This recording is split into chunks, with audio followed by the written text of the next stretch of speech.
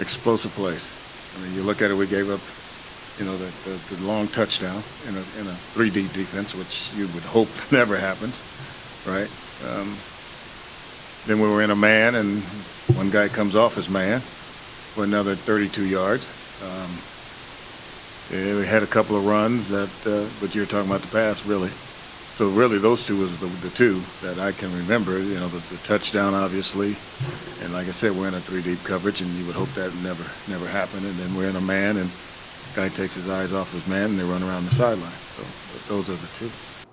Well, you know what happened? One guy got one of our corners cramped up or something like that, and so that's when we made the change. And then as soon as we made the change, a couple of plays later, they found him and, you know, got him. So it wasn't that we were trying to substitute. No, it just happened that way.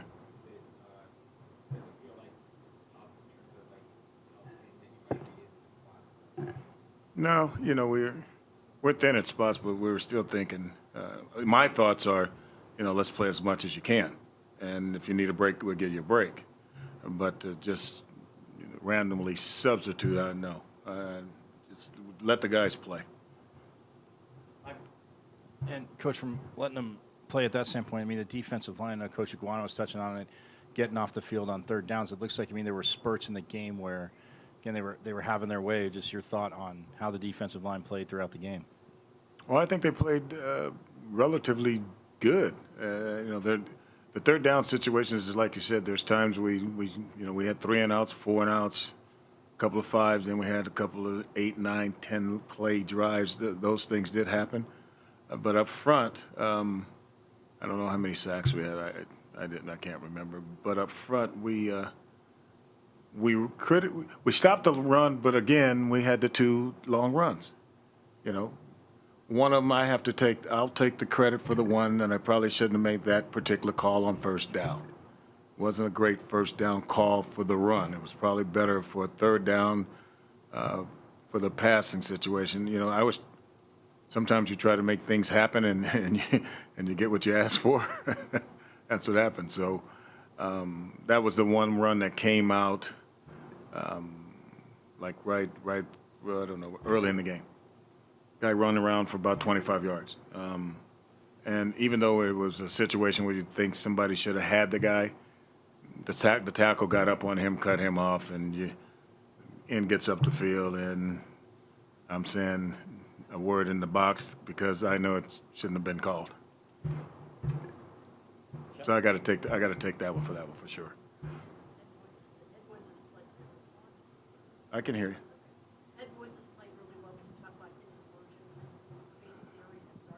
Well, I think, when I first got here 2 years ago, Ed was one of the recruits that they brought from Northern Cal. And when I was just coming back from, the pros, and I saw this kid, and it was Ed, and I was like, wow. He had all the intangibles. He could change directions. He got his hands on the ball. He was physical. And that was his freshman year. And he didn't play much then. And then the COVID year came up, I believe. That might have been the COVID year, yeah. And then last year, we had the older guys playing, so he never got an opportunity. This year, he had some family issues that he had to solve at home. So all those things over the 3 years, he hadn't been able to actually concentrate on playing football. So I called him in one day, and I said to him, you know what you need to do? You need to get back to the guy that I met when I first got here. You competed every snap. Guys beat you, so what? You were physical, you knew what to do, and you competed. That's what you got to get back to. And as you can see, he get the one pass interference, which it should have been holding, really. And I said to him, and I've said to our staff, Ed might get a call or two, but you know what? You got to live with him because he's competing hard, and that's what he's done. He's done it in practice, so he's earned that. He's earned that spot. Coach, I was talking to Coach Guano, obviously playing USC earlier, seeing Travis Dye. Now you have Zach Charbonnet this week. I know they're not the same type of running back, but what can you take from how you guys pseudo-contain Dye onto Charbonnet? I hope you guys remember the guy in the back asked me a couple of weeks ago about the quarterbacks, and I told him, all them quarterbacks we've been seeing, it's the same thing now with the running backs. You know, we're seeing a bunch. You know, we've seen some good running backs in this league. This kid, we were writing him up and talking about him. He's quick. He's got great change of direction. He's elusive in the hole.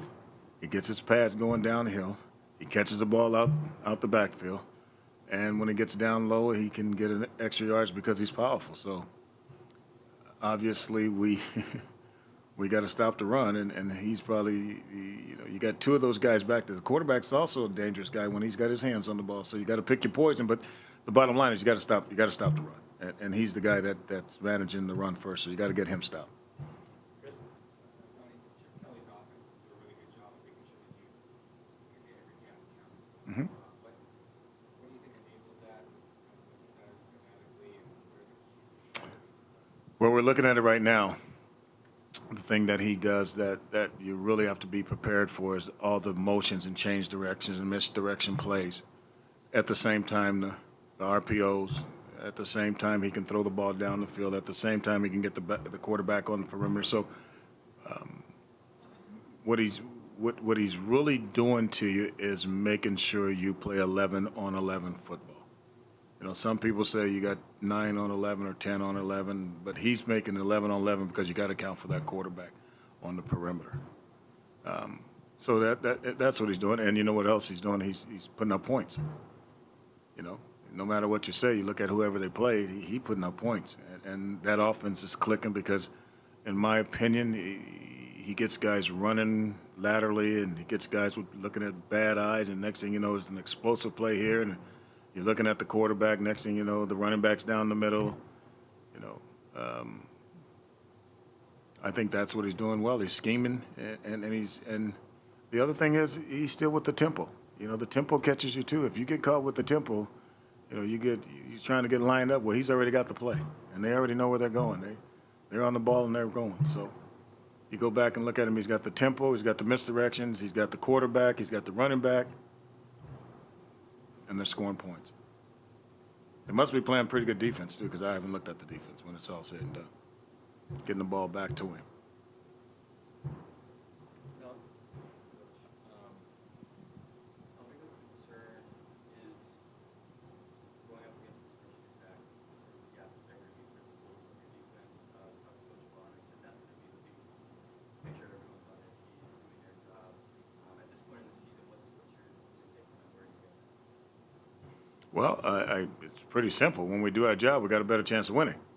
And we eliminate giving up the explosive plays. If we don't do our job and everybody doesn't do what they're supposed to do every snap, bad things happen. I mean, that's when the errors come in. That's when the big plays come in. With this team right now that I'm in charge of, or that I have the pleasure of coaching, that's some of the things I talk to them about. When you're a good defense, you don't give up explosive plays. You stay where you're supposed to play and you do your job. You don't worry about the other guy doing his job. You play the scheme, and you do what you're supposed to do right now.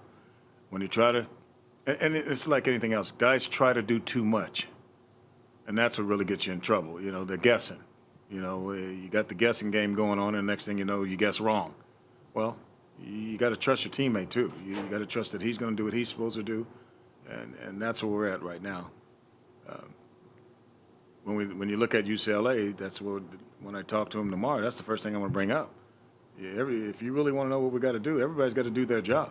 They can't be guessing with this. And you got to know where your eyes are supposed to go. You got to be disciplined. You got to be gap sound, and you got to tackle. That's going to be the other thing. You're going to have to tackle these guys. I mean, because they're running the football.